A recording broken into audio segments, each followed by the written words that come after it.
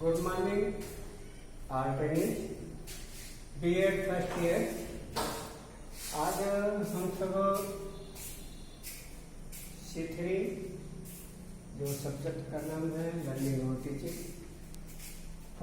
आज का अध्ययन का जो टॉपिक है अभिप्रेरणा की विधियां। जैसा कि हम सब पहले वीडियो में अभिप्रेरणा का सामान्य अर्थ, सामान्य विशेषताएं, आवश्यकताएं, परिभाषाएं आदि का विस्तार से अध्ययन किया है। आज हम अभिप्रेरणा की विधियों का अध्ययन करेंगे। अभिप्रेरणा की विधियों का सबसे पहले जो अपना विचार प्रस्तुत किया है शिक्षण के क्षेत्र में फ्राइडसन महोदय ने अपने विचार व्यक्त किए हैं। इन्होंने यह व्यक्त किया है कि प्रभावी अधिगम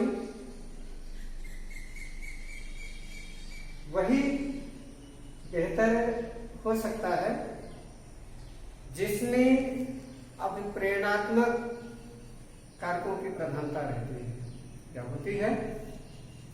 इस प्रकार से प्रभावी अधिगम प्रेरणा पर ही निर्भर करता है। जिसकी अच्छी प्रेरणा होगी उतना ही बेहतर सीखना होता है। अतः शिक्षक को लक्ष्य कक्षा में छात्रों को प्रेरित करने के लिए निम्नांकित विधियों का प्रयोग किया जाता है, जिसमें से पहला है पुरस्कार एवं दंड,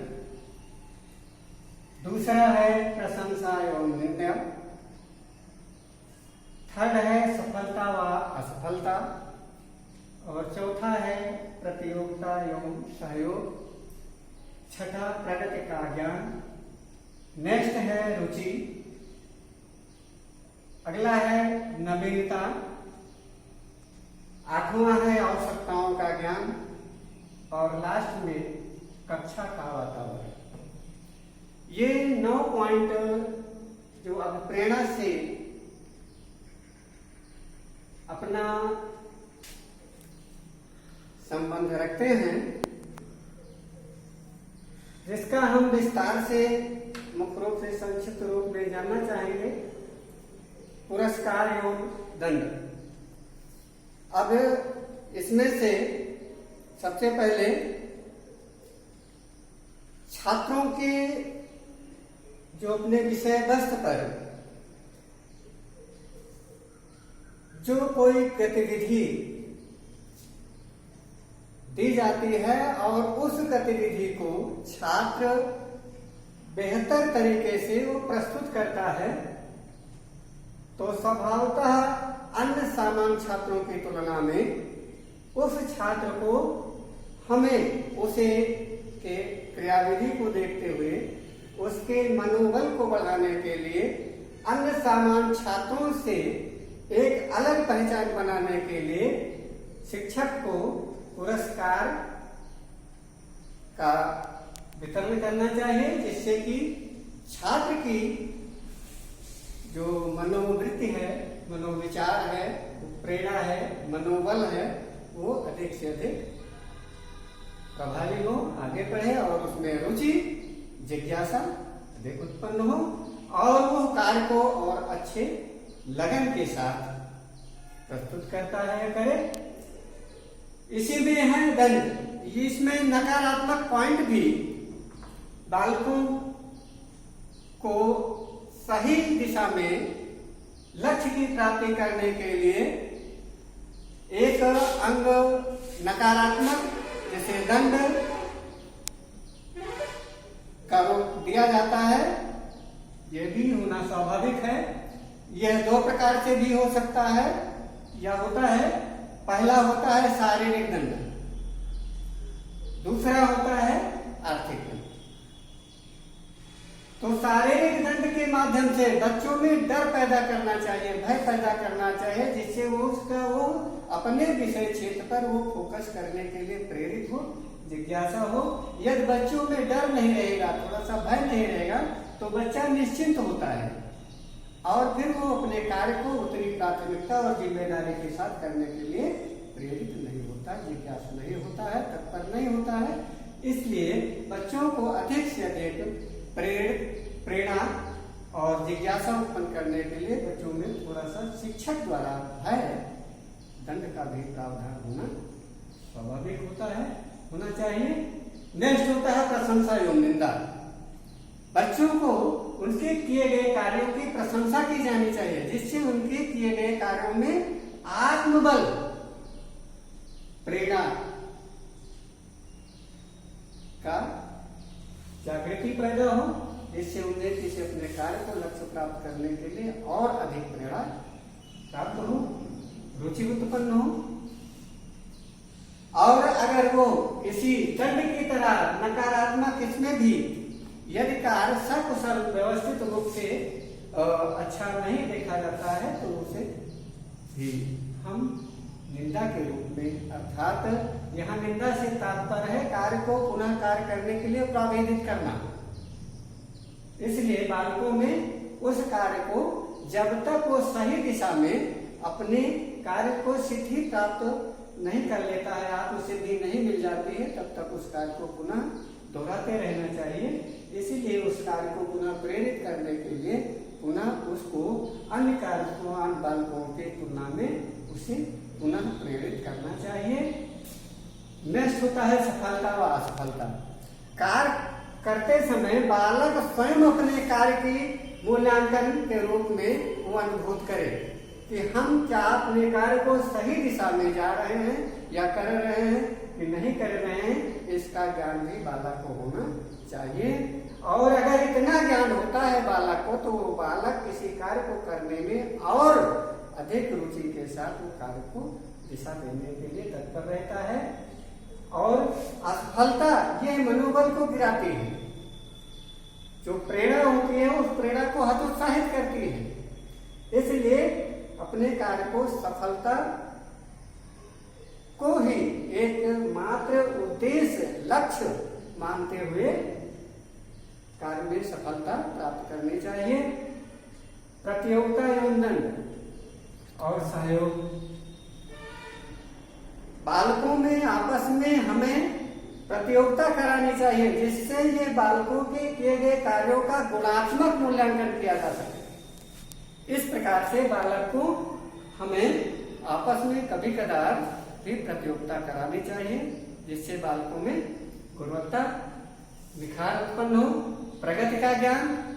बालकों में ये आवाज होता है कि हम कितने लेवल पर पहुंचे, हमारा स्टेटस क्या है, क्लास में स्थान क्या है, और वो अपने विषय पर किस पर है।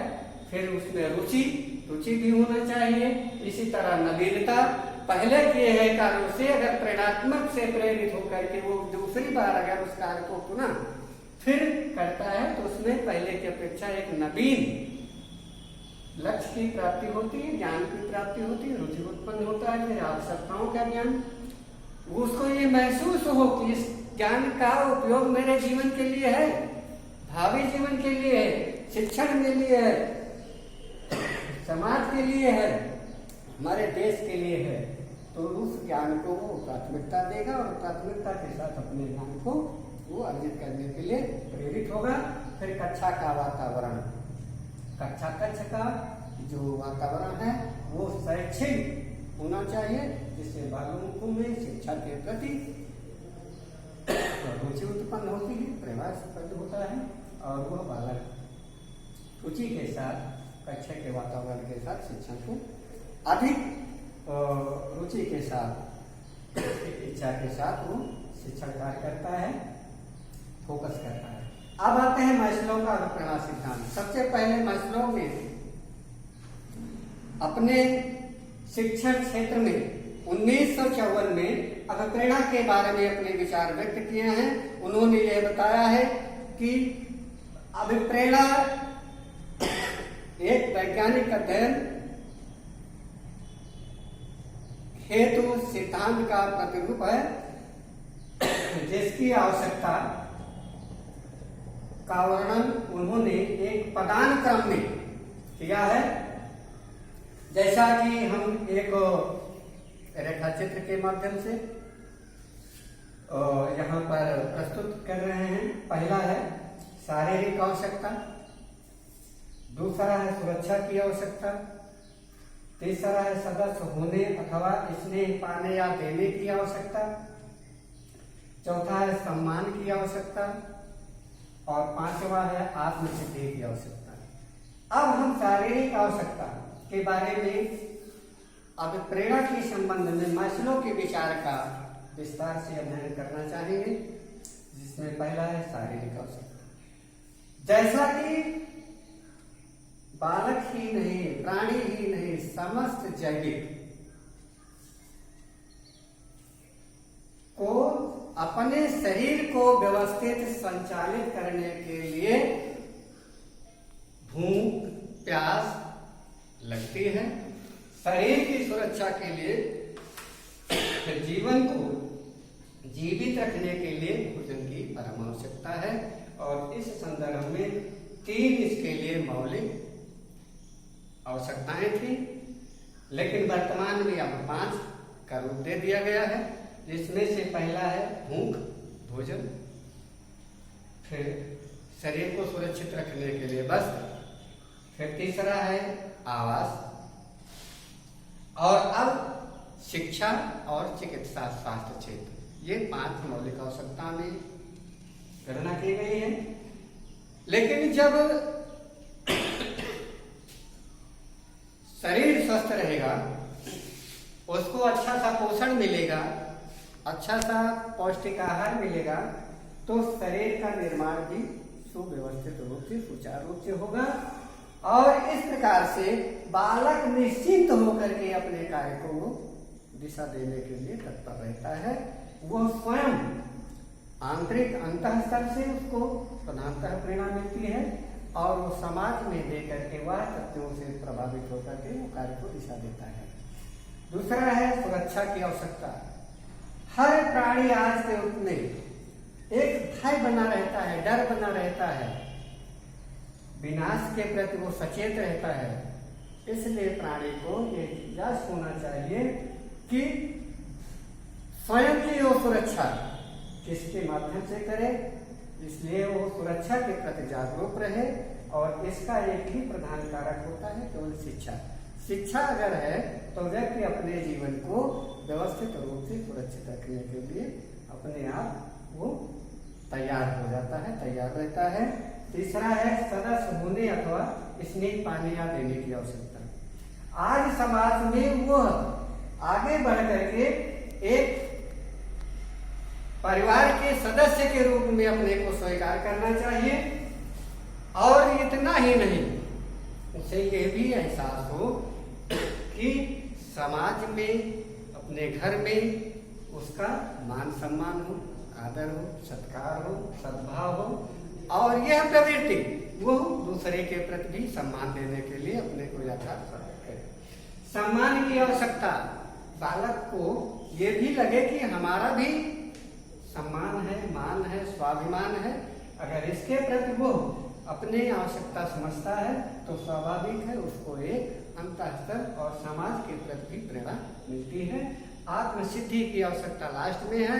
और जब ये चारों प्रकार के जो सैद्धांतिक अभिप्रेरणात्मक पहलू हैं, इसको समायोजित रूप से, सामूहिक रूप से जब वो प्राप्त कर लेता है तो उसको स्वयं संतुष्टि प्राप्त होती है, आत्मसिद्धि की प्राप्ति होती है। ये सबसे बड़ा वो अभिप्रेरणा का कारक बनती है। इसी के साथ आज हम अपने इस अभिप्रेरणा सिद्धांत के मास्लो के विचार को हम अध्ययन किए हैं। नेक्स्ट अगले वीडियो में हम अभिप्रेरणा के मूलभूत सिद्धांतों का भी अध्ययन करेंगे। तब तक के लिए हम आज विदा लेते हैं। थैंक्स।